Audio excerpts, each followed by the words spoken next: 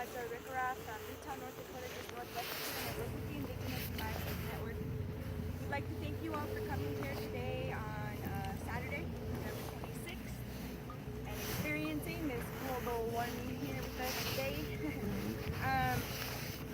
We wanted to talk about a response to the Army Corps of Engineers letter that was received yesterday, as well as some other things during this month of November, which some of you may or may not know is Native American Heritage Month. And we're going to offer perspectives from the Youth Council with Dumas Lopez. We're going to offer perspectives from continuation of youth, but also Sacred Stone Camp here with Aaron Weiss. All right. Dallas Goldtooth with the Indigenous Environmental Network. We want to hear from some of our spiritual folks and the spiritual piece which Isaac will bring in for us. Some of the actions pieces and kind of what we've been framing with Nick Tilson here. And we'll end with comments from Tribal Chairman David Archambault. We are going to be providing short time at the end for a few questions. The panelists will be available afterwards on an individual basis as they agree for press. To the Standing Rock Youth when he came here in 2014. President Obama, when you came here, you promised that you would protect tribal sovereignty and spiritual belief. You promised to protect our sacred way of life. And here we are today standing up for that sacred way of life. And where are you? You are in silence. You mentioned nothing on your Thanksgiving Day. You spoke nothing of us or to us. Many of our council members on the International Indigenous Youth Council, if not all of the members on the International Indigenous Youth Council, have experienced the brutality that has come from the Morton County Sheriff's Office and also the National Guard, from broken limbs, injuries from flash bombs, internal bruising, and the everlasting consequences and results of PTSD. I'm asking you now, President Obama, if this were happening to your daughters, Sasha and Malia, would you say something? Or would you stand in silence and let them brutalize your own children? On behalf of the International Indigenous Youth Council and our allies and all youth around the world, we are asking that you step in now and assist us in stopping the Dakota Access Pipeline. Who is the founder of the Sacred Stone Camp. When my auntie came in April, she told me that her intention was not to set up a camp that looked like this. Her intention was to stop people from putting a pipeline in the place before her son's grave. She said that she wanted to ensure a peaceful resting place for her son, and she did not think that when she started her camp it was going to evolve into this. She's grateful for it.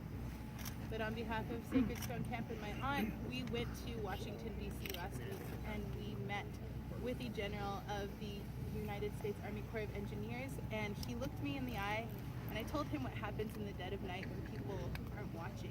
I told him of the purveyance of rape culture in the United States, and I told him what happens to people that are left unprotected. Right now, our land is to be left unprotected if we are to leave this space. And being a woman that has survived sexual assault, I just do want to say that we are not going to allow that to happen to our mother.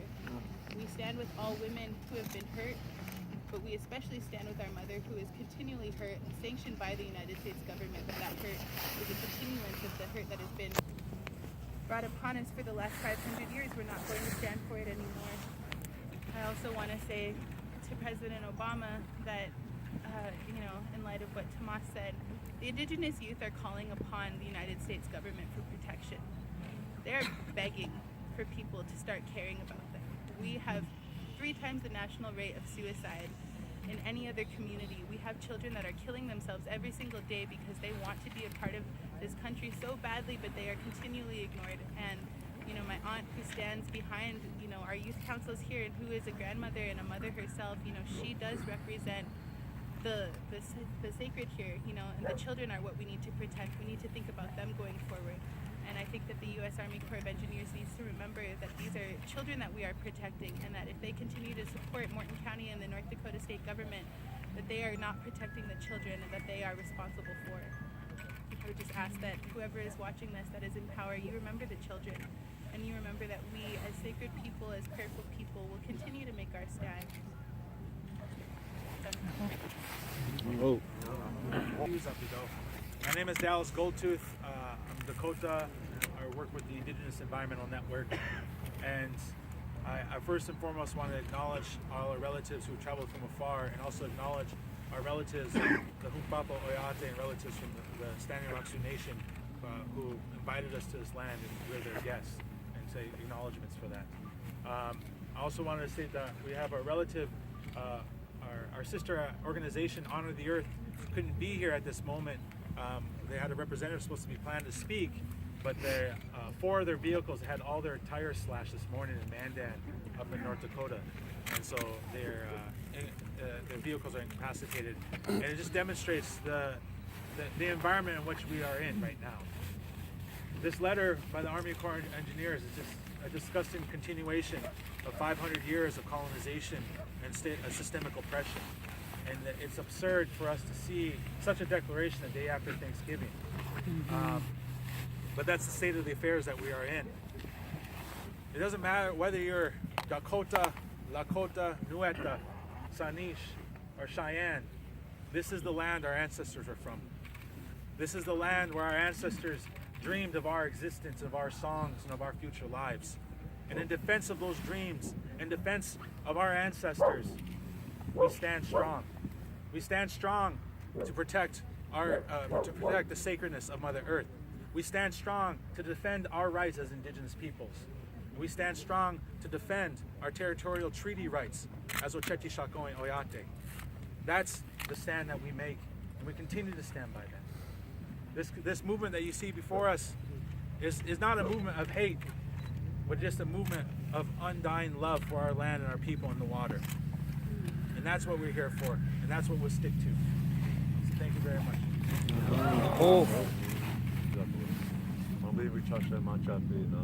Government Chajeki Isaac Weston Machapi Oglala Ematahana Inawaiki Gimastan Adewaiki Ernest Weston Senior Macha Echiapi. I'm of the Great Sioux Nation, and I represent my Oglala Lakota people. We've started we brought back the Oceti Sakowin, and the fire is lit. And there's representatives here from all 7 council fires. And our biggest concern is the Army Corps and the United States government needs to honor our treaties. From the 1851 to 1868. 1868, our boundaries go to the Heart River, just north of here. So these are our lands, and we have treaty Indians here who are here to enforce that treaty. And the Army Corps of Engineers, they aren't our landlords. As it states in the treaties that us, as the Oceti Sakowin, the Lakota, Dakota, Nakota people, we are the wardens of the land. This is our land. They can't remove us.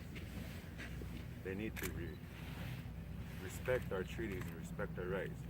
In violations of Executive Order 647 that Obama signed himself in 2013, that they have to honor our treaties. They have to honor our rights as Indigenous people. And in the order, Executive Order 13007, we have our rights to be on federal lands in which we can pray. And these lands that we stand on, there are old Sundance grounds, there are old Vision Quest sites, there's old burial sites here. We have every right to be here and protect our land and protect our water. Oh.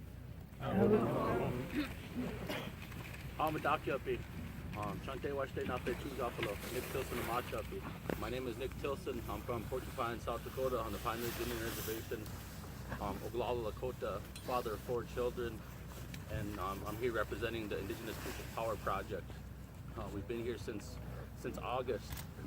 helping the camp ground ourselves in nonviolence and in nonviolent direct action.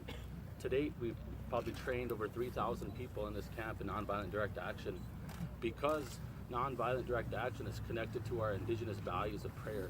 And we were told in ceremonies that we needed to continue to do what we do, founded in our indigenous values and founded in nonviolence and founded in prayer. That if we stay nonviolent and we stay prayerful, that we will win. And I would like to remind Morton County, remind the Army Corps that we are unarmed. We've been unarmed and will continue to be unarmed. We are only armed with our prayers. We're armed with our bodies. We're armed with our faith that we have, and we're here to make a stand. And every time that we have done action, every time we have taken action, we have done it based on these values. And we will continue to do it based on these values. But we have been met with aggression. We have been met with violence. That violence has been put upon us. And this eviction notice continues to show the United States government and the Army Corps of Engineers and Morton County's ability to escalate to a point of violence. That's not our goal here. Our goal here is to stay peaceful, to stay prayerful, to stay focused on what we're here for. And that's stopping the Dakota Access Pipeline. And they have an option. In the next 10 days, we are calling for them to deny the easement, to permanently stop the Dakota Access Pipeline through treaty lands. And this camp will continue to be grounded in prayer, in nonviolence, in nonviolent direct action. These are strategies that different movements around the world have been taking for generations, and we are borrowing from those different movements and combining them with indigenous values that we have here today. And so we ask that Morton County and the Army Corps of Engineers be honest, tell the truth. When they see us coming forward, when they see us at these actions, when they see us making a stand, they see us in prayer, they see us peacefully, but they have been acting aggression upon us. And so we are asking accountability for the violence that's been portrayed on our people. And our grounding in spirituality, the reason why there's not guns in this camp, the reason why there's not alcohol and drugs in this camp, is because we don't bring those things to Sundance. We don't bring those things to ceremony. We don't bring those things because it doesn't align with who we are. That's how strong our commitment is here. And we understand that our ancestors are here with us, that we're not alone, that's who we have to be accountable to in the work that we do. And it's part of our very identity of who we are, and that's why we're here. And we will continue to remain peaceful. We will continue to remain nonviolent, and we will do it with strategy. But we want America to know that as Indigenous people, we are not victims. This movement exists here because we are powerful, because Indigenous people have reclaimed power, and because we have been doing it through our Indigenous values.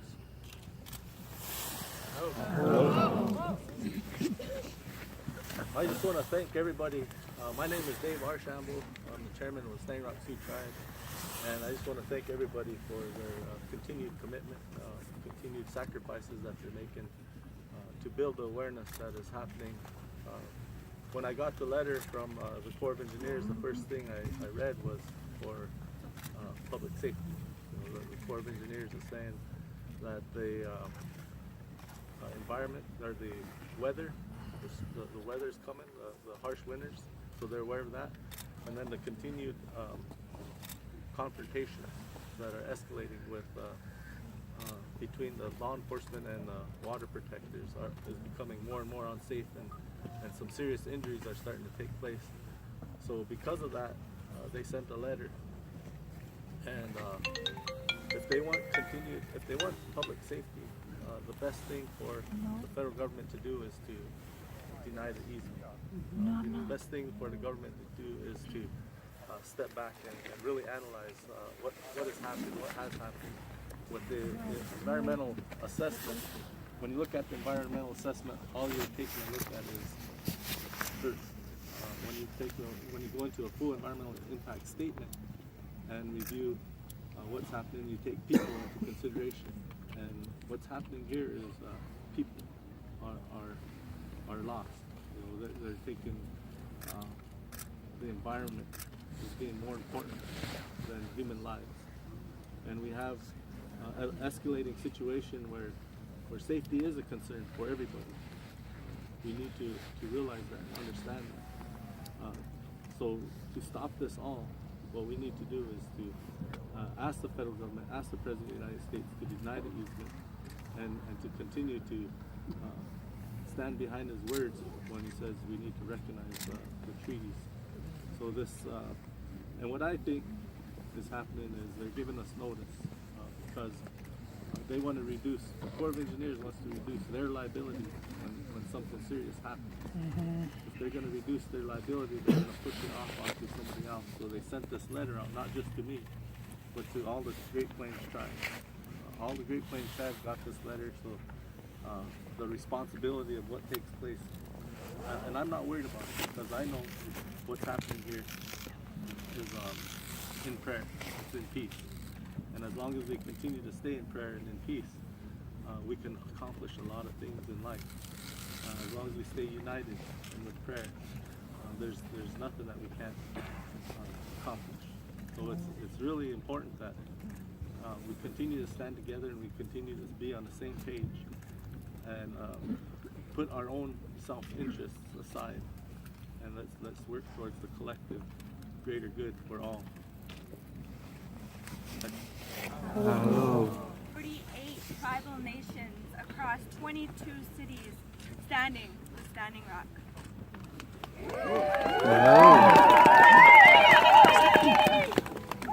We are asking people, perhaps one of the most important things that they can do if they can't be here is to pray. And your prayers, the power of prayer is amazing, whatever that looks like to you. We have the ability for people to pitch into our cause here by going to standwithstandingrock.net. Contribute to the tribe. Go to Oceti Sakowin camp.org and contribute to this camp. sacredstonecamp.org if you want to contribute to the original camp. These are places that people can go to get updated information.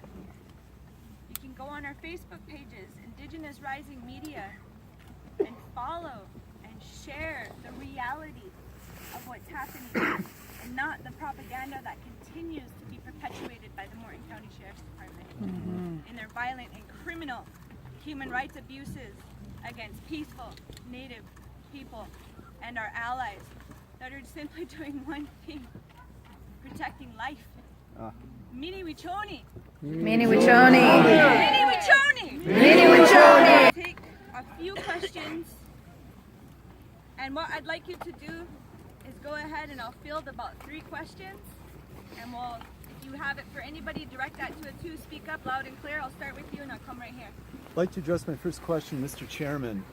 Has your legal counsel taken into consideration Bobby Kennedy Jr.'s tact?